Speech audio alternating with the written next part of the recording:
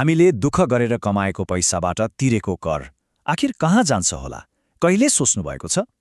आज हामी नेपालको राष्ट्रिय बजेटको यही यात्रालाई नजिकबाट निहाल्दैछौँ, जहाँ हाम्रो हरेक रुपैयाँको हिसाब किताब हुन्छ। आउनुहोस् यो आर्थिक यात्रामा सँगै लागौँ। हो, यही प्रश्नबाट सुरु हुन्छ आजको हाम्रो कुराकानी। हामीले तिरेको कर कहाँ, कसरी र किन खर्च हुन्छ, यो बुझ्नु भनेको एक हिसाबले देशको भविष्य कसरी कोरिँदैछ भनेर बुझ्नु जस्तै हो। अब राष्ट्रिय बजेट भनेको के हो त? सिधा भाषामा भन्दा अघि हामीले सोधेको प्रश्नको सबैभन्दा ठूलो र विस्तृत जवाफ नै यही हो। यो केवल अङ्कहरूको लामो सूची मात्रै होइन, यो त देशको आर्थिक रोड म्याप हो, जसले हामीलाई देखाउँछ कि हामी कहाँ जाँदैछौँ र त्यहाँ कसरी पुग्छौँ। धेरैलाई के लाग्छ भने बजेट भनेको अर्थमन्त्रीले भाषण गर्ने दिनको कुरा मात्रै हो, तर होइन। यो त एउटा लामो वर्षभरि चलिरहने प्रक्रिया हो, एउटा यात्रा हो जसका विभिन्न चरणहरू हुन्छन्। आज हामी यही यात्रालाई चरण-चरणमा बुझ्नेछौँ। यहाँ हेर्नुहोस् त, यो चित्रले बजेटको पुरै चक्र देखाउँछ। यो कहिल्यै रोकिँदैन। एउटा काम सकिएपछि अर्को सुरु भइहाल्छ।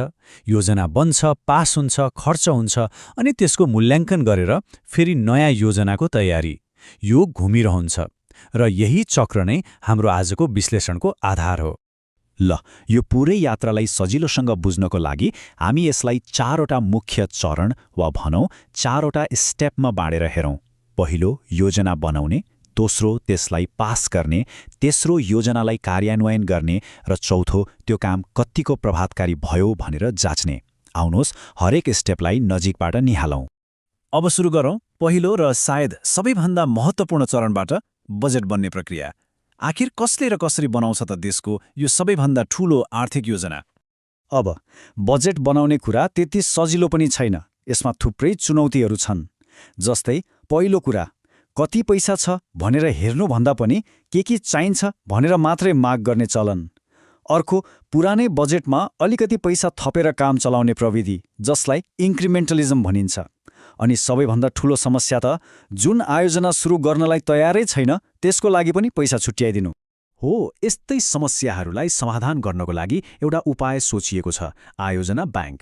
यो भनेको के हो भने जुन प्रोजेक्टको सबै तयारी, सबै अध्ययन सकिएको छ नि, त्यसलाई मात्रै बजेट दिने। यसले गर्दा पैसा सही ठाउँमा सही समयमा पुग्छ भन्ने मान्यता हो। ल, मानिलियौँ योजना बन्यो, संसदले पास पनि गर्यो। अब आउँछ सबैभन्दा महत्त्वपूर्ण र गाह्रो काम, कार्यान्वयन, अर्थात् कागजको योजनालाई वास्तविकतामा बदल्ने काम। तर यहाँ पनि समस्याको चाङ छ। हामी सबैले सुनेको असारे विकास त एउटा उदाहरण मात्रै हो। आर्थिक वर्षको अन्तिममा आएर हतारमा खर्च देखाउने चलन। यसबाहेक काम कस्तो भइरहेको छ भनेर राम्रोसँग अनुगमन नहुँदा पनि पैसा खेर गइरहेको हुन्छ। र यो टेबलमा हेर्नुहोस् त, यी अङ्कहरूले सबै कुरा प्रष्ट पार्छन्।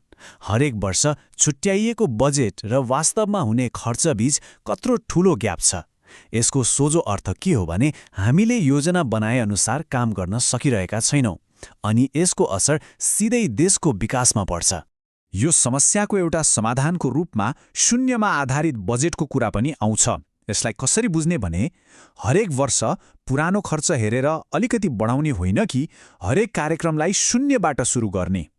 यो कार्यक्रम साँच्चै चाहिन्छ त भनेर हरेक पटक प्रश्न गर्ने। यसले अनावश्यक खर्चलाई जरेदेखि हटाउन मद्दत गर्न सक्छ। अब हामी आइपुग्यौँ बजेट चक्रको अन्तिम चरणमा, मूल्याङ्कन। ल, पैसा त खर्च भयो, तर त्यो खर्चले के नतिजा दियो त? काम कस्तो भयो भनेर हेर्ने बेला भयो। तर दुःखको कुरा, हाम्रो मूल्याङ्कन गर्ने तरिकामा पनि केही समस्या छन्। हामी प्राय कति पैसा खर्च भयो भनेर मात्र हेर्छौँ, तर त्यो पैसाले के परिवर्तन ल्यायो, के उपलब्धि भयो भन्ने कुरामा ध्यान दिँदैनौँ। अनि जबसम्म राम्रो काम गर्नेलाई पुरस्कार र नराम्रो गर्नेलाई सजायको व्यवस्था हुँदैन, तबसम्म सुधारको आशा गर्न अलिक गाह्रो हुन्छ। त्यसैले सुधारको लागि सबैभन्दा महत्त्वपूर्ण कुरा के हो भने कामको नतिजालाई बजेटसँग जोड्नु पर्यो। राम्रो प्रदर्शन गर्नेले प्रोत्साहन पाउने र नगर्ने जवाफदेही हुनुपर्ने प्रणाली नबनाएसम्म वास्तविक परिवर्तन देख्न गाह्रो छ।